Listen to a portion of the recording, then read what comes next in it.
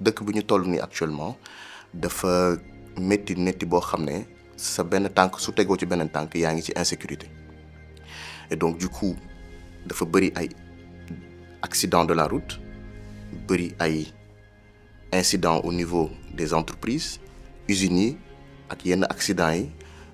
barki Dembo Ndiaye yéen ñoo ngi doon dégg fii ci cité Keur Gorgui des travailleurs ñu nekkoon di liggéey ci en hauteur ñu daanu ñoom ñett ñu décédé sur le coup. mbirum accident yi le mal est très très profond état bi war na ci am liggéey bu am solo bu mu ci war a liggéey bu am solo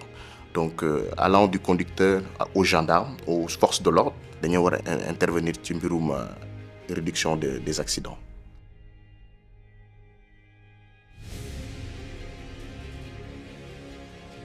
Serge Gabriel Ndione est un jeune Sénégalais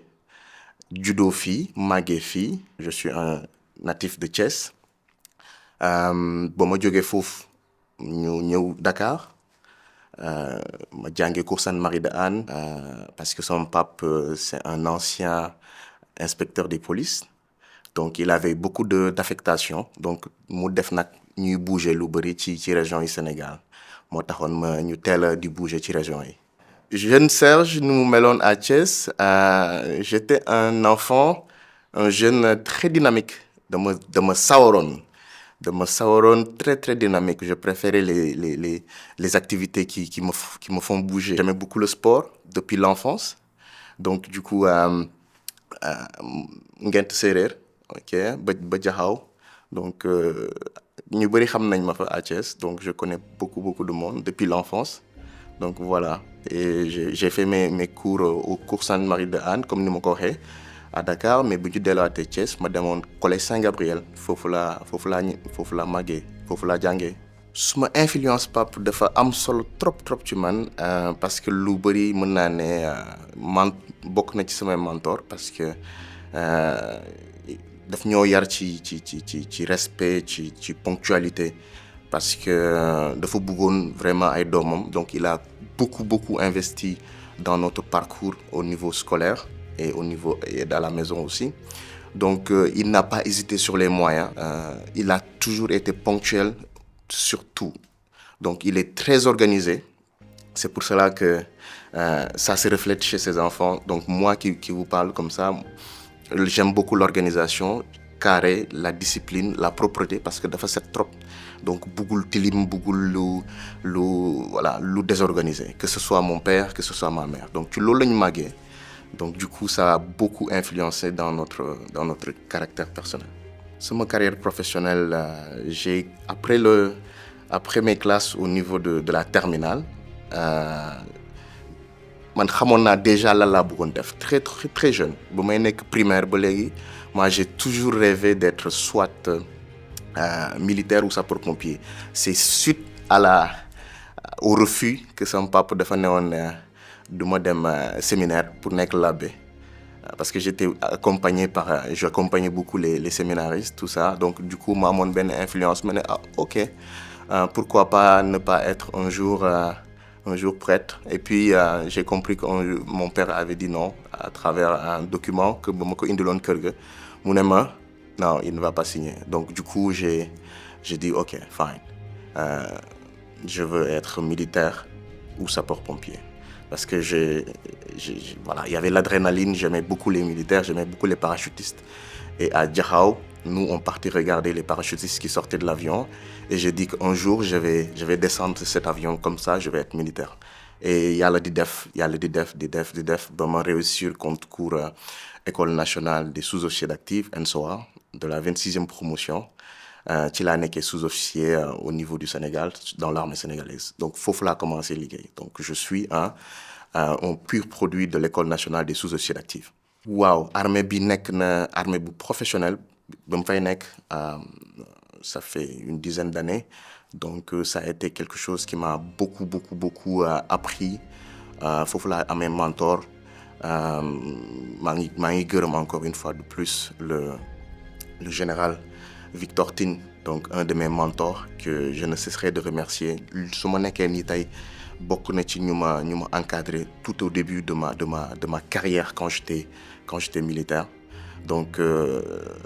pour man armée sénégalaise socle la donc C'est un métier très noble et on doit les remercier et les féliciter. D'ailleurs, même, je lance un message, un vibrant hommage à tous les militaires qui sont tombés sur les théâtres d'opération et ceux qui ont eu des amputations, les militaires invalides. Je lance un cri de cœur parce que c'est des personnes vraiment à remercier, à honorer chaque fois quand on pense à eux. Voilà. Li ma jëlee ci armée sénégalaise ba mu fay nekk jëlee naa fa lu bëri la discipline bokk na ci la ponctualité, l'organisation et la rigueur et la bienveillance parce que on avait des hommes, donc on gérait des hommes aussi. Donc loolu daf ma servir ba tey. Donc moo tax ba armée vraiment dafa nekk loo xam ne j'encourage vraiment à ce que l'État du Sénégal puisse mettre en place la stratégie que chaque jeune doit faire son service militaire. Su ñu deful service militaire ñu def service civique. C'est super important pour le caractère de la personne. Bi ma jógee armée dama voyager donc voyager naa ci dëkk yu bëri mais dëkk bi ma gën a yàgg c'est plus dans les pays anglophones donc Nigeria, Afrique du Sud, Ouganda, Kenya donc lépp di def ay formation ci mbirum sécurité ak sûreté parce que dama newoon ne après armée sénégalaise il faut que ma dem uti ji yeneen xam-xam donc parce que voilà xam-xam dañ koy uti ji feneen donc raison pour laquelle ma dem uti jiwaat xam-xam formé wu waat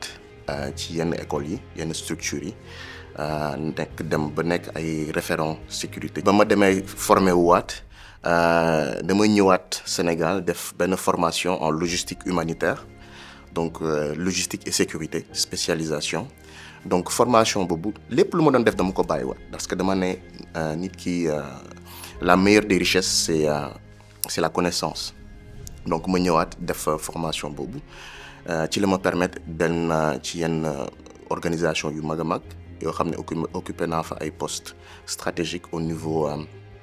sécuritaire et au niveau de la logistique comme ay Médecins sans frontières, World Vision, tout ça ba léegi maa ngi liggéey en consultance ak yenn organisation yi donc loolu permettre na may wër ci dëkk yi di former ay nit donc je suis devenu un formateur expert en gestion des catastrophes, gestion des risques. Je suis consultant en sécurité analyste donc loolu daal permettre na ma ñibb si waat Sénégal ma tijji structure bi SN Security Solution. waaw SN Security Solution ku ko dégg da ngay yaakaar ne société de gardiennage la mais nekkagu ko donc maa ngi def lu ëpp sax sécurité gardiennage benn structure de formation la pour accompagner toute personne ou les entreprises les sociétés ci mbirum sûreté et sécurité te dafa am solo parce que dëkk bi ñu toll nii actuellement dafa métti boo xam ne sa benn tànk su tegoo ci beneen tànk yaa ngi ci insécurité et donc du coup dafa bëri ay accidents de la route bëri ay incidents au niveau des entreprises usines yi ak yenn accidents yi barki Dembo Ndiaye yéen ñoo ngi doon dégg fii ci cité Keur Gorgui fi ñu nekk nii ñu ngi gis benn des travailleurs ñu nekkoon di liggéey ci en hauteur ñu daanu ñoom ñett ñu décédé sur le coup ñoo ngi leen di jaale seen mbokk yi yëpp donc incident yooyu dafa bëri ci dëkk bi donc ne serait-ce que ci biir semaine bi am nañ benn effondrement d'un bâtiment bu daanu donc phénomène accident yi dafa bëri trop donc ma ne vraiment suma expertise foog ma génne ko foog ma xamal ko Sénégalais yi parce que après 20 ans d'expérience pour xool na laay accompagner les entreprises et on le fait de la belle manière parce que ñoo ngi accompagner structures yu bëri entreprises yu bëri à réfléchir à leur inculquer la culture de la sécurité au Sénégal et c'est super important. waaw ñu ngi intervenir ci par exemple mbirum conduite défensive conduite défensive suñ koy gën a xam mooy nan la chauffeur bi nan la conducteur bi di dawalee otom ba egg mu mucc ci ay accident. Donc dañoo gis ne accident yu bëri suy am c'est à 80% voire même plus négligence humaine, donc négligence su chauffeur bi, parce qu'il y a beaucoup de distractions. Et dañoo gis ne Sénégal aussi ñu bëri xam nañ ko xamuñu ko de un véhicule c'est une arme ñu bëri xamuñu ne arme la. Donc koo mbëkk wala nit ku ñu mbëkk da ngay di nga ci mën a am ay dommages yu métti sax. Donc du coup dañuy accompagner yenn chauffeurs yi ci yenn organisation yi ci yenn structures yi pour ñu voilà pour ñu xool nan la ñuy moytoo accident yi. Donc c'est ça, et que suñu amee accident nan la ñuy mën a secourir seen bopp wala ñu secourir ay nit. Donc soo ñu jógee ci bor mbirum sécurité secourisme, quand on parle aussi de sécurité incendie, donc nan la ñuy mën a fayee oto wala nan la ñuy mën a éviter départ de feu, que ce soit ci ci kër yi ci oto yi wala ci entreprise yi fi ñuy liggéey. Donc ci loolu la ñuy nekk. Donc ñoo ngi accompagner structure yu bëri au Sénégal. Dañuy dem ba former sax ay liggéey mooy daankatu doole yi nekk ci kër yi ñu ngi wax lay nunu ñi nga xam ne ñun suñu demee liggéeyi suñu doom yi ñoom la ñuy desal te ñooñ suñu leen formé wulee on a vu beaucoup de cas d'accidents dans les maisons suite à des étouffements d'enfants, et que suñu amuloon yenn formation yi voilà yenn jéye yi mën na xew ci kër yi. Donc fokk ñu am ay yenn formation yi ñu mën a préparer wu pour éviter ou bien ñu mën a éviter yenn accidents yi wala accidents yi suy xewee ñu xam na la ñuy réagir en attendant que les secours arrivent. Voilà. Mbirum accident yi le mal est très profond. Donc suñ ci naree wax chaque fois mën nañ fi def ay semaine parce que ça dépend dafa le mal est très profond comme ni ma koy waxee. Donc du coup allant du véhicule, l'entretien du véhicule, mbirum pneu yi, parce que même pneu yi sax ci boppam ñun suñu formation yi ci mbirum pneu mën na jël toute une journée. Donc ça veut dire que la pneumatique mbirum roue dafa am solo ci oto te suñu seetloo ñun au Sénégal amuñu moyen pour jënd pneu yu bees, et pneu deuxième main yi mën nañ ko jënd pour ñi nga xam ne amuñu moyen, mais dafa am réglementation bu muy laaj ak ñi jënd pneu yi di leen stocker nan lañ ko war a stocker. Donc yooyu yëpp dafa bokk ci prévention yenn accident yi, parce que la plupart du temps suñu tali yi dañuy duñu mën na baax mën na bañ a baax, mais day fekk ne pneu yi ils sont pas en bon état, wala chauffeur bi day fekk ne mu ngi nelaw au volant moo xam ne su pneu bi tojee du mën a maîtriser oto bi, donc accident bu ndaw rek day indi jéeya, donc su naree am impact bi day gën a rëy. Donc du coup il y a ça, et puis il y a ce qu'on appelle la gestion, comme ni mu ko waxee, la gestion de la fatigue et la gestion de stress par rapport au conducteur ou conductrice donc ñu bëri dañuy téye volant ñu fàtte ne sonn nañ, donc du coup ñu nelaw ci volant wala ñu perte de vigilance. Donc la vigilance, ça doit être à 100% du départ jusqu'à l'arrivée. Et donc du coup ça se fait que il y a aussi désolé du terme, il y a beaucoup d'indiscipline au Sénégal, beaucoup. Indiscipline, c'est pas un mot péjoratif, mais c'est juste pour dire que les gens sont pas disciplinés. Donc manque de discipline boobu moo ñu dal, et on en voit partout. Donc état bi war na ci am liggéey bu am solo bu mu ci war a liggéey bu am solo. Donc allant du conducteur aux gendarmes, aux forces de l'ordre, dañoo war a intervenir ci mbirum réduction des accidents et limitation des vitesses. Donc mbirum accident yi dañ ko war a pencoo, gars yi dañoo war a former wu, les conducteurs doivent se former. Lu tax mbirum sécurité secourisme développé wuñu ko trop Sénégal, c'est que dañ cee farluwul dañoo jël lépp dénk ko sapeur pompier yi alors que ñun ne serait-ce que individuellement da nga war a mën a xam yenn gestes de premier secours yi que ce soit sur ta famille ou bien des proches ou bien le voisin mais ñu bëri amuñu culture boobu ça va prendre du temps à instaurer ça parce qu'on n'a pas cette culture de la sécurité raison pour laquelle on va beaucoup investir sur la gestion inclure la culture de la sécurité au niveau du Sénégal et à tous les niveaux. Man dama yàgg mos a bëgg secourir nit dama yàgg bëgg apporter une assistance et depuis temps xale dama ko doon fooye màggee ak moom donc du coup daf may topp et ça fait que man fépp fu mu mënti nekk j'ai un regard très vigilant de mon entourage ak fépp fu mu mënti nekk donc j'interviens pratiquement mënuma toog benn semaine te du ma am ay cas yoo xam ne cas de malaise cas de voilà yenn dëkk yu may dem yëpp noyade tout ça j'interviens et chaque fois su ma intervenir donc c'est pas une fierté mais pour moi c'est un soulagement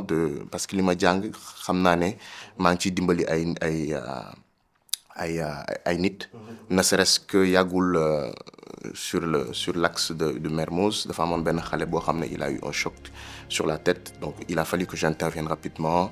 ñu yóbbu ko hôpital pour mu mun a am les premiers soins donc daf may faral di dal mais c'est pour cela que même suma oto bi j'ai tous les trousses de secours extincteurs tout ça et su ma gisee yenn cas yi au niveau du Sénégal daf may métti par exemple ne serait-ce que quand il y a eu l'incendie à l'hôpital de Tivaouane où il y avait les bébés qui étaient décédés suite à l'incendie ça fait quoi 2 ans maintenant 2 ou 3 ans ça m'a vraiment marqué daf ma touché trop et donc damay dégg souvent ay accidents domestiques et puis kenn du ci def dara ou bien voilà ça se produit et ça se reproduit encore chaque fois dama ne lii vraiment même s'il faut sauver une seule personne donc c'est un cri de cœur pour moi donc de vouloir mettre en place cette structure qui va accompagner les entreprises les particuliers tout le monde par rapport à la sécurité en fait. Événement bi nga xam ne dafa jeexal sama xol nekkuloon Sénégal au fait donc yu bëri damay su ma voyager dans les pays de crise da ngay dem parce que je voyage beaucoup dans des pays de crise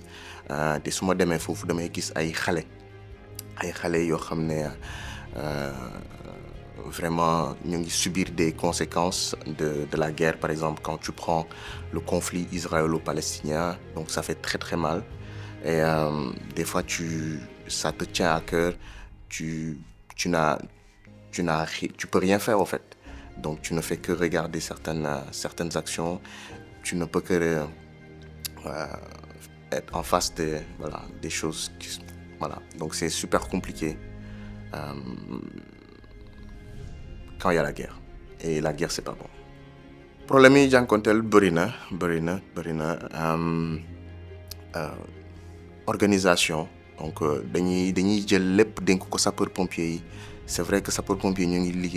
liggéey bu am solo mais ñu bëri déjà amuñu culture secourisme donc du coup jéye day am ñu adopté yenn pratique ñu xam ne waruñu ko adopté rôle bi état bi war a jouer par rapport à la formation wala à la culture de la sécurité au Sénégal c'est que mu dooleel bu baax la protection civile sapeur pompier am nañ matériel am nañ kaaraange bu doy mais dañoo war a def ay campagne de sensibilisation yu bëri yu am solo donc su amee yenn jéye yenn phénomène de crise yu xew donc Sénégal l'État du Sénégal war na ci teg war na ci am jéego bu am solo voilà donc ne serait-ce que il y avait un moment boo xam ne maa ngi déggoon ne mais mujjewul antu donc Sénégal dafa naroon créer benn centre opérationnel interministériel sur la gestion des crises pour les catastrophes, financé par la Banque mondiale et puis au temps du régime de Macky Sall, ça n'a pas abouti. Doo xaar ba jëyee am ngeen doog a toog di xool lan la ñu war a def. Donc ça se prépare. Donc moi en tant que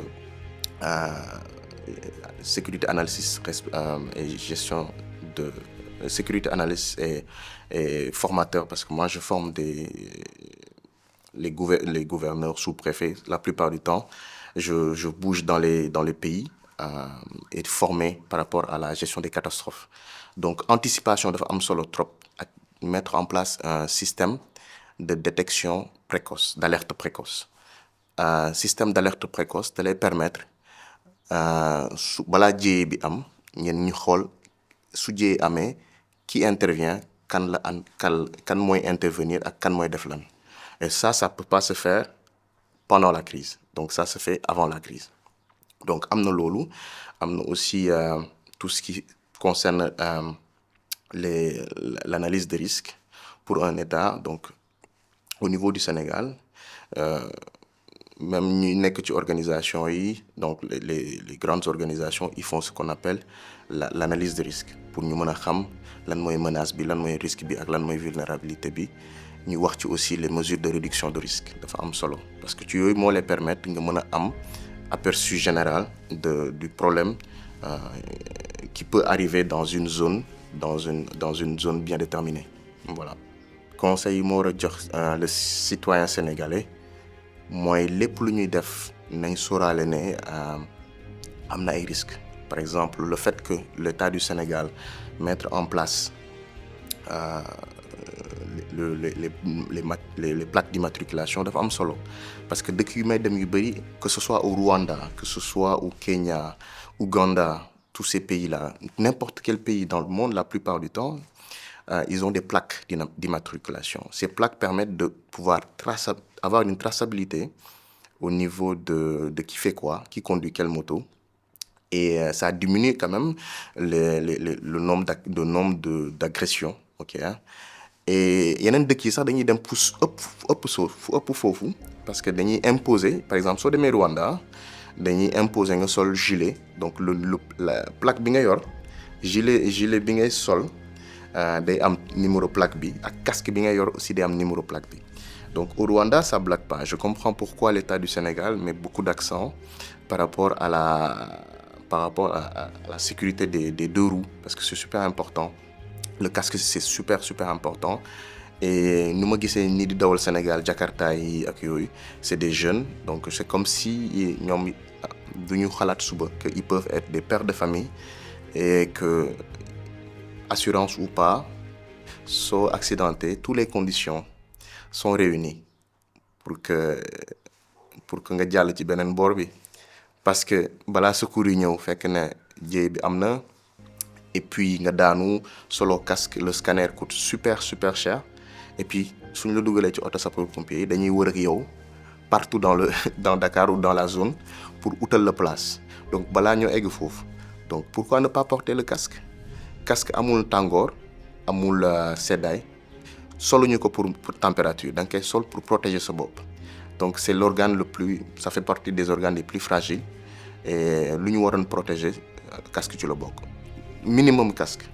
On va même au-delà. Des fois, on demande aux gens de porter des gants et de porter des chaussures adaptées et des vrais casques, au fait, donc les originaux. Donc, c'est super important.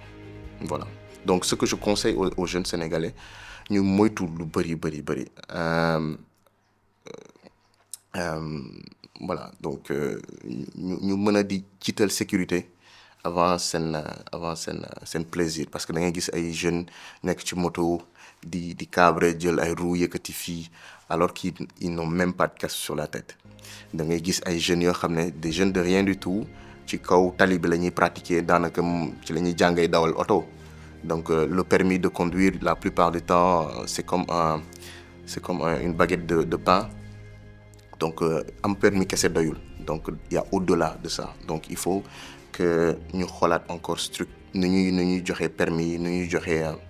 nu ñuy defee permis à point. Donc le ministère du transport xam naa ñu ngi liggéey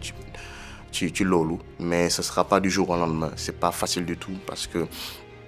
c'est ak lépp lu ñu mën a wax jeunesse bi ma gis nii ci Sénégal ça va prendre du temps beaucoup de temps avant d'inculquer la culture de la sécurité ci suñu concept bi suñu mode de vie. Le président de la République son excellence Bassirou Diomaye Faye dafa am écoute active. Il écoute beaucoup les Sénégalais, très posé, très charismatique. Et ça, voilà, ça, c'est très très bien. Depuis bu mu jëlee bopp réew mi sigil na Sénégal. Donc ouais, il est vraiment, il est à l'écoute des, comme ni mu ko waxee, à l'écoute des Sénégalais. Et donc ñoo ngi koy ñaanal mu plein succès pour son mandat et que lépp lu muy def ñun ñëpp àndandoo ci. Donc c'est vrai que ils sont là, mais dañoo ñun ñëpp en tant que citoyen sénégalais dañoo war a bokk ci combat bi comme ni ñu ko waxee bokk ci projet bi. dañoo war a am taxawaay bu am solo par rapport au projet pour jëmale réew mi kanam. Sama dernier mot mooy que Sénégal am kaaraange bu am solo. Donc que sénégalais bu nekk mën a circuler librement que ñu mën a éviter accident yi parce que accident yi bëri na ay immeubles yaa ngi daanu ay explosion bonbonne de gaz yaa ngi am donc damay ñaan bépp sénégalais di former wu di gëstu di moytu pour éviter yenn cas d'accident yi et que ñu bañ a bàyyi di wax ne ndogalu yàlla la parce que am na ndogal yu bëri suñu responsabilité la te dañuy fàtte loolu donc c'est ça. SN Sécurité Solutions ñun ñu ngi basé wu à Hann Mariste villa J74 suñu numéro de téléphone di 78 753 20 20 et mën nañ leen accompagner ci mbirum formation mbirum installation extincteur barbelé caméra de surveillance lépp ci luy xam ne mooy aar seen kaaraange ci seen kër yi wala ci seen entreprise yi. liggéey bu ma doon liggéey ci mbirum ONG yi jot naa liggéey ci ONG yu mag a mag ci mbirum wér-gu-yaram donc def na sax ba logistique médicale def naa ko donc j'accompagnais les médecins ci pays yi nga xam ne day am crise pays yi nga xam ne am guerre donc même su amee conflit su amee guerre du ñu tere dem ci yooyu dëkk donc lépp lu nga xam ne dañuy def mu ñu wooyee négociation humanitaire négociation d'accès logistique humanitaire mooy balaa médecin yi di intervenir ci yenn dëkk yi ñun ñooy dem installer hôpitaux yi installer tentes yi accompagner médecins yi ñu mën a installer les hôpitaux d'urgence donc loolu bokk na ci sama liggéey et nekk liggéey bu ma neex trop parce que jàng naa ci lu bëri et tax na ba ma gën a bëgg li may def maa ngi ci ba léegi il m'arrive souvent de may jël ay yenn mission di dem ci dans les pays un peu partout dans les pays de à haut risque yu am guerre et dafa defoon na sax ba sama waajur yi daaw moo leen expliquer en détail dëkk yu may dem parce que damay bañ ñu tiit wala ñu poser wu question di stressé wu voilà dafa nekk loo xam ne dafa am solo mbirum ONG yi parce que fa laa jàngi lu bëri par rapport à la gestion de stress et Sénégal nag loolu xaw nañu sonal beaucoup parce que au Sénégal feebar yu bëri c'est vrai que ñun am nañ suñu antécédent mbirum suukar dafa nekk lu am solo diabète beeg yu mel noonu AVC yi ça arrive souvent à des jeunes mais mbirum gestion de stress dafa am solo parce que ñu bëri dañuy yenn loo xam ne dafa métti donc day def ne bon ñu bëri duñu xam ne gestion dañu xam ne lii feebar la mais la gestion de stress bokk na ci loo xam ne maa ngi ciy liggéey lu am solo voilà. mbirum ONG yi aussi am na loo xam ne liggéey naa ko fa mooy afflux massif des blessés donc maanaam su benn région amee jéeya accident de la route wala explosion wala attaque ci mbirum terrorisme des trucs comme ça nan la ñuy def ba apporter assistance médicale à tous ces personnes-là en même temps et puis loolu tax na ba vraiment jàppale na ma ci lu bëri ci mbirum santé et sécurité au travail.